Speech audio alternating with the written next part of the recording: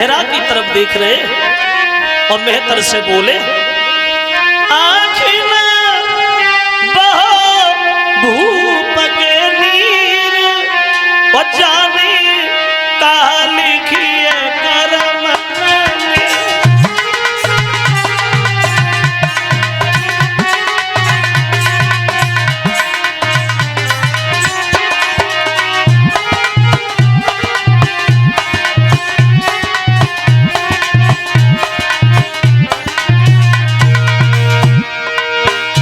हरिश्चंद्र बोले, जाने कहा लिखिए करम नबी, बिक रही मेरी पत्नी संग में।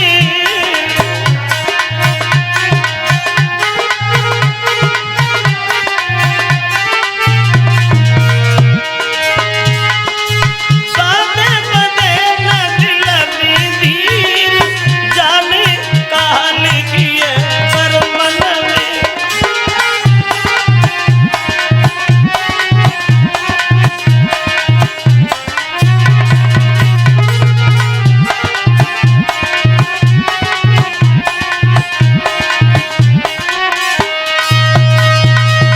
हरिश्चंद्र ने मेहतर से दोनों हाथ जोड़ के जवाब दिया, भैया मरघटिया से भी घटिया तेरी निगाह में कोई काम हो वो मुझे दे देना, लेकिन तुम मुझे खरीद जरूर लो। मेहतर बोला, तो रो काय को रहे हो, हम खरीद लेंगे। रो नहीं, खरीद ले। तब तक एक ब्राह्मण आ गया, बोले इस लड़की को बच्चे को हमें दे दो, ये लड़की घर पे भोजन बनाएगी, बच्चा बाग से पूजा के लिए फूल लाएगा। देखिए वैसे तो तीनों प्राणी इकट्ठे पास ही पास खड़े थे। जब 20 बार सोना मेहतर ले आया, 40 बार सोना ब्राह्मण ले आया, तो हरिश्चंद्र उठे हैं और मेहतर के करीब जाके खड़े हो गए और रानी तारा रोहितास ब्राह्मण के पास खड़े हो गए। कलेजा फट गया।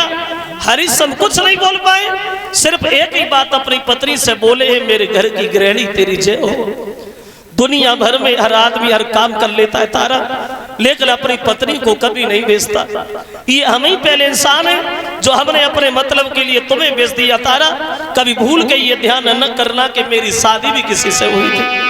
और हरिश्चंद्र अपनी पत्नी की चेहरा की तरफ देख कर रोते होंगे, बोले चले जाओ, चली जाइए, जाओ नर मरते मरते भी और पत्नी को नहीं बेचते हैं।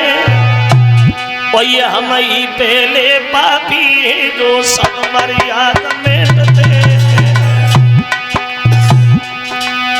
ए भक्ते ध्यान न करना, जहाँ राता सुखीरा अब याद हमारी करियो ना। जा धर्म के पीछे भी छुड़ गए, जा धर्म को पीठी दिखाई हो ना।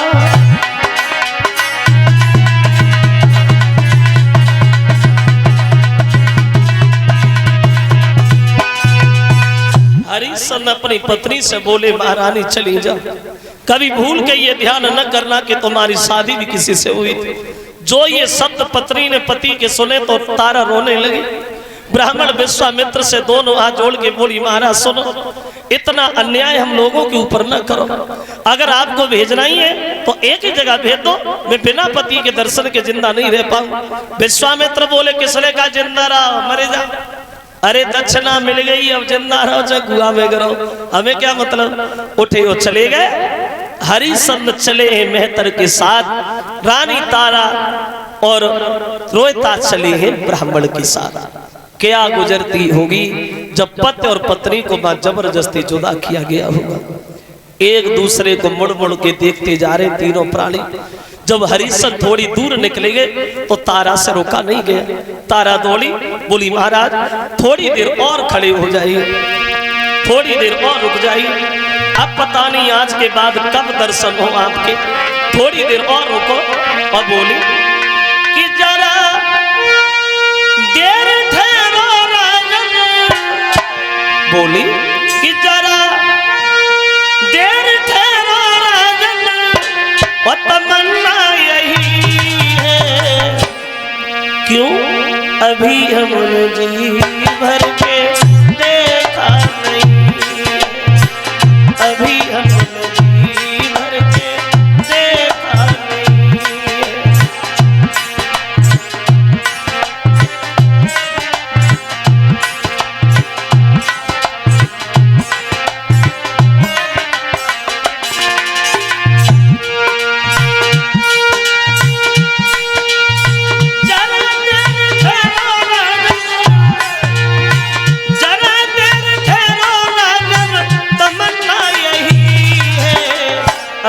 हमने जी भर के देखा नहीं है।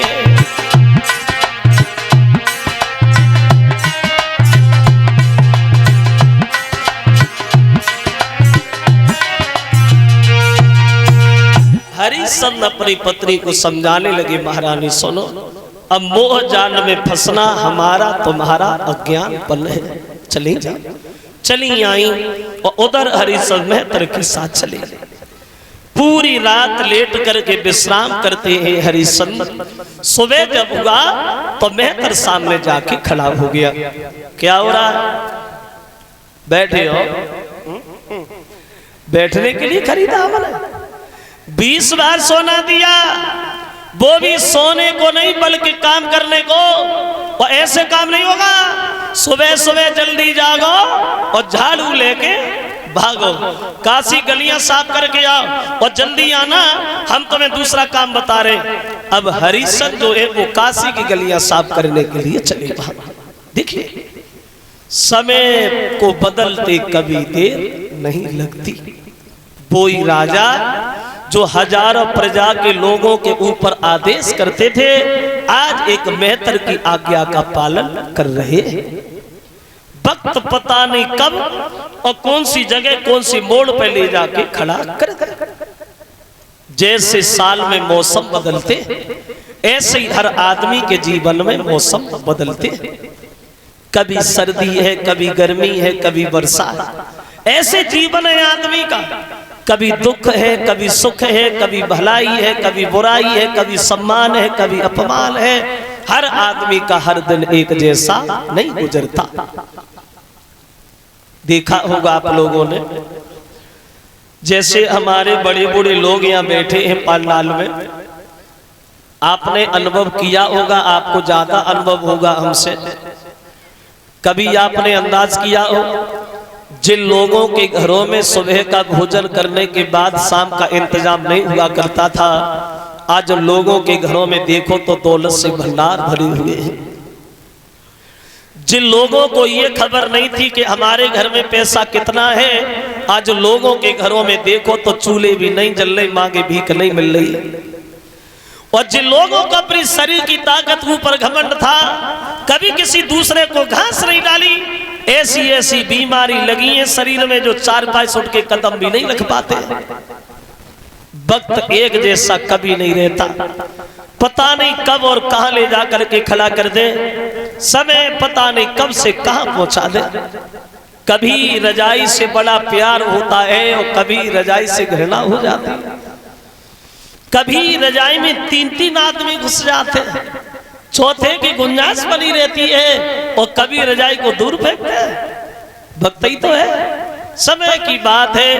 एक कवि कहता है कि सदा दिन एक से किसी के न गुजरते देखे, इंसान दुनिया में चढ़ते उतरते देखे।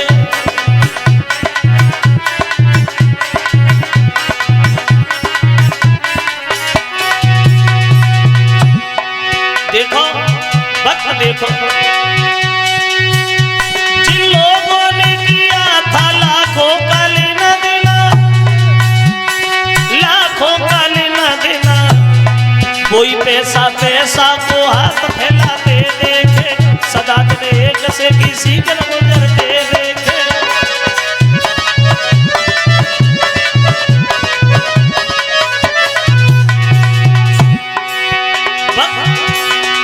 समय देखिए, एक दिन रावण ने 10 दिशा जीत लाई, एक दिन 10 शीश पड़े रहे रण में। वो भी समय था रावण का। देखिए, एक दिन रावण ने 10 दिशा जीत लाई, एक दिन 10 शीश पड़े रहे रण में। एक दिन श्याम सुंदर भाग गए आधी रात, एक दिन कंस को पछाड़े दो छेना।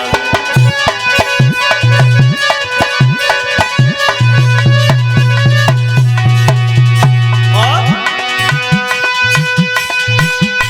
एक दिन अर्जुन ने महाभारत जीत लो, और एक दिन गोपिका लूट लाई वन में। अरे सकी अब बात कहूँ क्या, सूर्य के 3 बन होते जगन।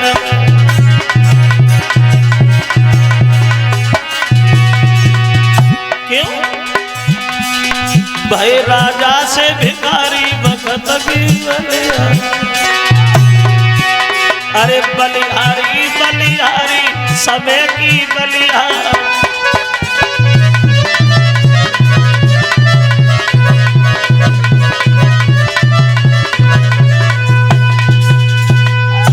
हरिश्चंद्र जो है पूरे दिन काशी की गलियां साफ करते हैं। शाम जब भई तो मेहतर के सामने पहुंचे।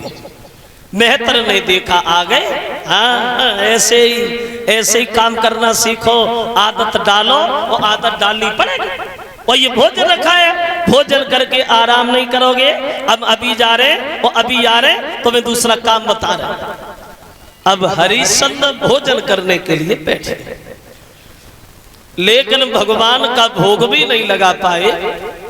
विश्वामित्र ने देखा भोजन कर रहे हो, हमने कसम खाई हम तुम्हें धर्म से लगा के ही मानेंगे, हम भोजन करने ही नहीं देंगे, अंधे बनेंगे। वो अंधे बन करके वहीं सामने जाके रोने लगे। भैया 4-5 दिन हो गए अन्न नहीं मिला, भूखे मारे जान जा रही है, कुछ हो तो हमें खाने के लिए दे दो। तो हरिश्चंद्र ने मन में एक बात सोची, हम 1 दिन के भूखे हैं, ये 3-4 दिन का भूखा है। अपना भोजन लिया, उन्हें दे दिया, खुद पानी पी के पेट भर लिया। दूसरे दिन उतनी मेहनत करी, लेकिन मेहनत तो बहे जब भोजन सामने तो विश्वामित्र भी सामने। 1-2 दिन नहीं भक्तो हरिश्चंद्र को 26 दिन हो गए अन्न का दाना विश्वामित्र ने पेट में जाने नहीं दिया। शरीर सूख करके कांटा हो गया, पैदल चल नहीं पाते हैं, जीवन की आखिरी श्वास से नजर आने लगी। महाराज 27वां दिन होगा तो हरिश्चंद्र ने मन में एक बात सोची, मैं आज अपने महाराज से कहेंगे कोई काम हमें बाद में बताना, पहले खाने के लिए बढ़िया भोजन दे दो। बैठे बैठे सोच रहे हैं, तब तक मेहतर सामने खड़ा हो गया। क्या हो रहा है? बैठे हो, बैठे ही रहोगे जिंदगी भर। 2 पैसे का काम नहीं करते, भोजन करने के अलावा भगवान ने बुद्धि नहीं दिया तुम्हें। अब मेरे माँ की तरफ क्या देख रहे हो? ये घड़ा उठाओ और नदी पे जा, पानी भर के ला, देर नहीं करना, हरिश्चंद्र जल्दी जाना। और बोला हाथ घड़ा ले हरिश्चंद्र और भज की नदिया में जाइयो, पानी भर के जल्दी लियो, मत ज्यादा देर लगाइयो।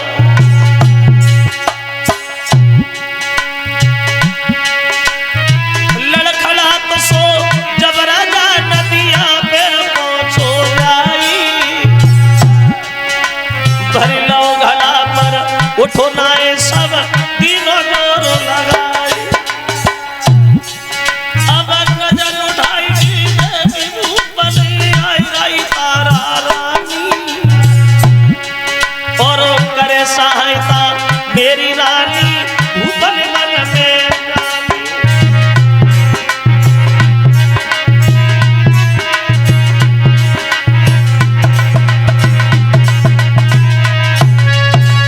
चले महाराज हरिश्चंद्र नदी पे पानी भर।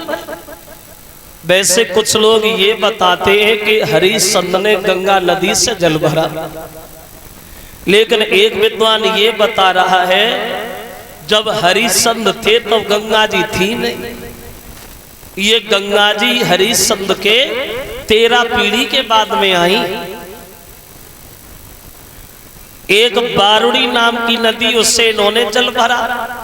अब घड़ा तो भर लिया, लेकिन शरीर में इतनी शक्ति नहीं थी जो उठा के घड़ा को सर पे भी रख लेते। अब बैठे बैठे हरिश्चंद्र बड़े मन में विचार कर रहे, परमात्मा आज इतना भी नहीं है जो मैं घड़ा को उठा के सर पे भी रख लूं। अब बैठे बैठे सोच ही रहे, अकस्मात उसी समय उसी जगह उसी घाट पे उनकी पत्नी तारा ही आ गई पानी भरने। और जो तारा को हरिश्चंद्र ने देखा तो मन में थोड़ी तसल्ली आई। चलो प्रभु बड़ा कृपा है आपकी, हर मुसीबत में मेरी पत्नी को ही भेज दिया, अब मेरा गला उठ जाएगा, मेरी रानी थोड़ा सारा लगाएगी तो घड़ा भी उठेगा और आज बढ़िया भोजन भी मिलेगा। अब बैठे बैठे सोच रहे थे, लेकिन पत्नी उनके पास में भी नहीं गई, दूर खड़ी हो गई और दूर से ही पूछने लगी, महाराज आप तो शरीर से बड़े कमजोर हो गए हो, क्या आपको भोजन नहीं मिलता? तो हरिश्चंद्र ने उत्तर दिया है, रानी तारा, सुख का भोजन और सुख की नींद तो सीधे छूट गई, हम काशी में बिक गए। देख रही हो महारानी, मेरे शरीर में ताकत नहीं है, एक काम करोगी क्या? तो वो हरिश्चंद्र अपनी पत्नी से आंखों ही आंखों में सारा देते तारा।